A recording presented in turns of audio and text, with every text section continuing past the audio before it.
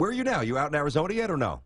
Yeah, we're headed to the studio, the stadium where we have our studio. So we're heading over there now and with some luminaries. Dana, who's did a wonderful job. She has. She's there. She's with us.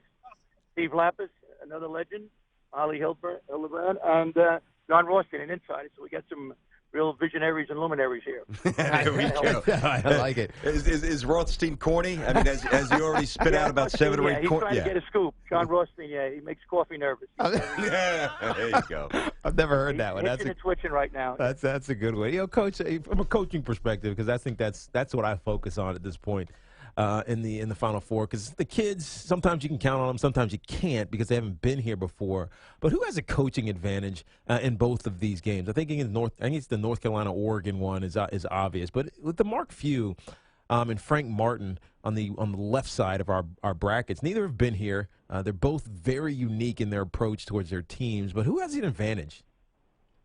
I think they're both outstanding coaches, honestly. I mean, Mark Few, I coached against him years ago in 2001 in the NCAA tournament. One year we went with Virginia, and he's a terrific coach. He's been there forever. He's a lifer. And Frank Martin is also an outstanding coach. Frank, tremendous defensive coach, very aggressive. I mean, he looks like Attila the Hun on the sideline. But, off the sideline, he's got a heart of gold. He's got a big heart, So I don't think there's an advantage on it. I think they're both outstanding coach. I think Frank Martin's a great defensive coach, and I think Mark Few does things on both sides of the ball very well. He's terrific. Talking to Pete Gillen. Pete is already out there, as you heard, with the crew, and CBS Sports College Hoops analyst, insider, all that stuff. He's with us. And, I made the point to Tiki last hour here, Pete, that if South Carolina, to me, that's the key. And I think Coach Martin actually spoke to this.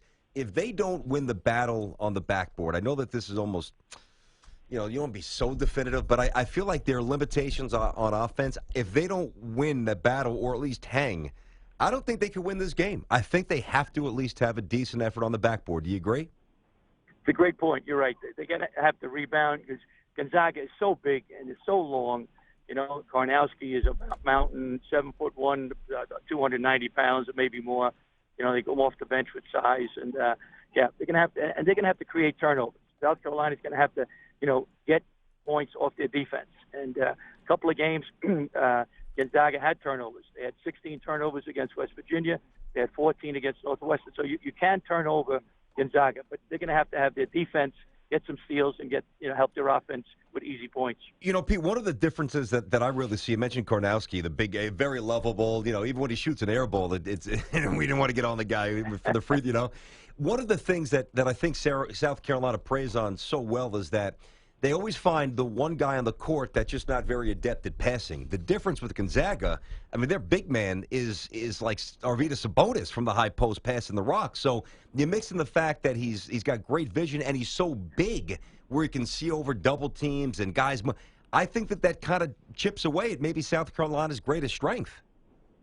Yeah, it's a good point. And, he's tough in the low post. He's going to create fouls, which is a problem. And the South Carolina big men are all young, freshmen or sophomores. They lost 3 starters last year on the front line. So, yeah, I think that the experience of Karnowski especially, and Jonathan Williams is terrific, transfer from Missouri. Love him. So they got a lot of talent on that front line. So it could cause problems for the kind of a young South Carolina front line. Talking to Pete Gillen, who was out there, and Pete, of course, CBS College Hoops family, and he's with us here on Tiki and Tierney. Coach, tell me how, if you're North Carolina and taking on Dana Altman's squad here to Oregon, Tyler Dorsey has just been ridiculous. But when I watched the Kentucky game, North Carolina-Kentucky game, what Justin Jackson did chasing around Malik Monk defensively, off ball, forget with the ball in his hands, was amazing. It was a shutdown effort defensively. How is North Carolina going to best defend one of the hottest players in the tournament right now? Yeah, well, once again, Justin Jackson, he's a excellent defender, great play. He's a first-round draft pick, great offensive play, but tremendous athleticism on Oregon. Tyler Dorsey and Dylan Brooks hasn't really played great. So if he steps up, that's going to be a big plus, for the Ducks. I think the athleticism of Oregon could cause some problems. Carolina's a favorite, of course, because their size, experience. Joe Barry, the second, is terrific. But, don't sleep on Oregon. Dana Altman's a fabulous coach. He'll change defenses, play a little soft zone press, back to a matchup, back to man. So I think it's going to be a coin toss game. I know everybody's picking Carolina, most people, but I think Oregon has a great chance. Well, hopefully Barry's ankle is okay and that it doesn't tweak it or doesn't hamper him. And listen, I'm not going to say that Dana Altman's not a great coach, but I am going to say that how in the world did they not foul? I mean, this is going back to the Michigan game. I mean, are you kidding me? You got 2 fouls to give with 13 seconds on the inbound. I mean, how does that not happen? That's an egregious oversight on the part of Altman and his team. Brandon, you sound like a coach. I'm glad I didn't have to coach against you. I talk a good game, yeah. But yeah, I believe in foul. Every coach is different. Some people foul in the last, 10, 12 seconds. I always did it. It was good for us. But, to each his own. North Carolina didn't foul. Remember the other day when they played, hit a 3 to tie it, and then Lowe hits that jump shot at the end, and North Carolina played UCLA, played Kentucky rather. Malik Monk made that 3. No, amazing. So, but you're right. You had 2 fouls to give, or you got to give a foul, I think. But a lot of coaches don't do it. You know why? Because they don't practice it. You have to practice fouling. You have to have that in your philosophy. You can't be men's a men's. It's either going to be fish or cut bait. No, it's true. So, all right, so who are we watching Monday? Real quick before we let you go, what's the official Pete Gillen prediction? Last time I picked a winner was the Russian Revolution. Rasputin was in junior high school, so it was a long time ago. He was the evil monk, Rasputin. He knows that. Yeah, I do. You're right. It's phenomenal.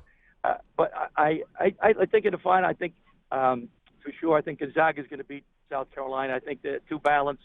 They're a great defensive team too, Gonzaga. They hope they're like 36% from the field, 61 points a game. So they're, I think they'll beat South Carolina. I'm going to Oregon with an upset. I like maybe it's my Virginia, North Carolina bias. Yeah, it definitely is. That was a big rival. Tiki. Yeah, it was. Like Duke. Don't even talk to me about Duke. And I'm picking an upset Gonzaga to win the whole thing. I just think they got the balance, offense, defensively. I don't know if they'll shoot as well as they did against Xavier, but I'm picking Gonzaga to win it. An all West Coast championship. That would be rare. All right, Pete. Have a great time out there on the West Coast, so that would actually make sense there. We'll be watching you. We'll be listening, and it should be fun starting tomorrow. Thanks a lot, Coach. Appreciate it, buddy. Thanks a lot. Great being with you. Thank you.